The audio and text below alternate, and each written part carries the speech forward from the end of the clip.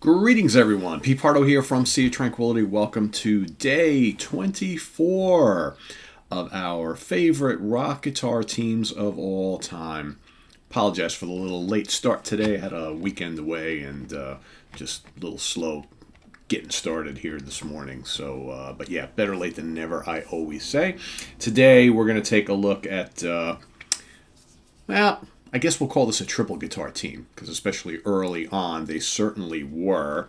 Although there's really two guys in this band that were the kind of mainstays for a long period of time. They're, as you know, in the history of Southern rock, a lot of deaths in Southern rock, including this band. So neither of these two guys are with us anymore. In fact, I'm not even sure if the third guy is still with us here. But the band is Molly Hatchet.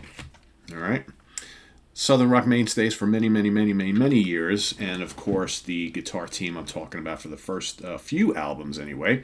Dave Lubeck, Steve Holland, and Dwayne Rolland. Okay, and the two main guys, Dave Lubeck and Dwayne Rolland, those were the two main lead guitar players in this band. Steve Holland played some leads, but also a really good rhythm player. But this was the triple guitar attack.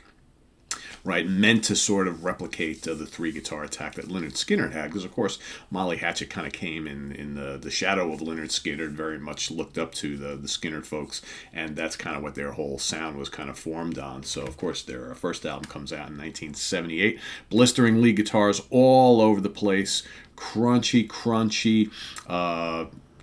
guitar riffs and whatnot. Tom Wehrman on the production on those first couple of albums, and it's one of those. The early Molly Hatchet albums are like, you look at the album cover art, right, the Frazetta stuff, and you see three guitarists, and you look at the dudes, and you're like, this is probably gonna be a pretty, really heavy album. And as it turns out, most of those early Molly Hatchet albums, while pretty aggressive, and they do have their heavy moments, more meticulously produced and put together and arranged.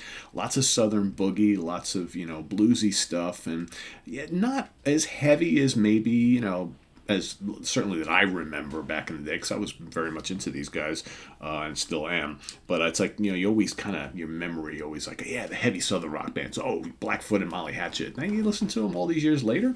I wouldn't even go as far as to say that Hatchet were all that heavier than Skynyrd, to be honest with you. Obviously Skynyrd had some lighter, more popular songs, but I don't think that Hatchet were, bone-crushingly heavy. Certainly not like Blackfoot. Blackfoot, I think, were way heavier at times, but that's a story for another day. But yeah, so great stuff on here. You got Gator Country, Bounty Hunter on here, The Price You Pay, their cover of Dreams by Allman Brothers. You got, of course, Flirting with Disaster. Killer stuff. Whiskey Man, Jukin' City, title track, Gunsmoke. Both of these albums pretty short. They came out like about a year from each other, and the two best Molly Hatchet albums of all time, right here, the first two, without a doubt. I really like Beating the Odds, though, quite a bit. Of course, Danny Joe Brown leaves for a couple albums to the Danny Joe Brown Band. They bring in a different singer, all right, and Jimmy Farrar is that singer, and Beating the Odds also probably. In fact, I think this album is a little bit heavier than the first two. Title track, Double Talker, Rambler's a good song. That's got more of a Skynyrd Allman Brothers vibe to it. Penthouse Pauper, Sailor, Poison Pen, good stuff. And the Triple Guitar Army would continue to work together up into the Take No Prisoners album, right here. And then with The Deed Is Done, Steve Holland is no longer in the band, so it's basically just Dwayne Rolland and Dave Lubeck.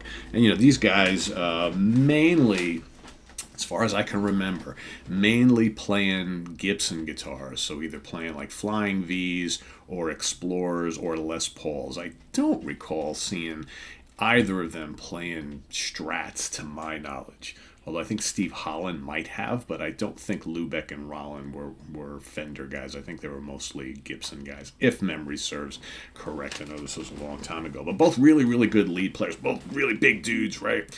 Beards and long hair, and just great soloists. And again, their lead playing.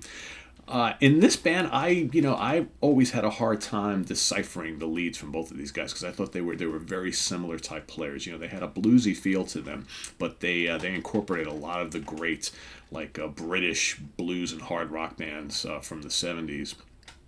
And made it more of kind of like a Southern type thing. So kind of figure, not as looking at like their contemporaries, you look at Skinner, very different players from like Gary Rosington, who had more of that Paul Kossoff slower kind of real, thick vibrato and all that. I think they definitely different players. Like, pretty speedy soloists, I think, and yeah, more like Alan Collins, I would think, as far as like both of these two guys, I think were flashier players, comparing them to the Skinner guys, but still really, really good soloists. And again, lots of really cool, cool rhythms and stuff. Lots of boogie going on here. A lot of good feel on these this particular albums, and just a great team. And I had the pleasure of seeing the classic Molly Hatchet band back in the day on the Beating the Odds tour, and I remember seeing like those three guitar players I had never seen at that point in time. I had never seen a band with three guitar players on stage because I was pretty young and early in my concert going days, and thinking, wow, this is the coolest thing ever. And there they all are out there, just very neat. I hadn't seen. I hadn't seen Blue Oyster Cult yet, because I saw Blue Oyster Cult I think a year later for the first time. And you normally, during the old classic days of BOC, you would get at least one song during the set where they would all come out and play guitar in front, and you'd get like four of them or whatever all on guitar. But this was before that, so just a really good band, and really great guitar players always in Molly Hatchet, even to this day. And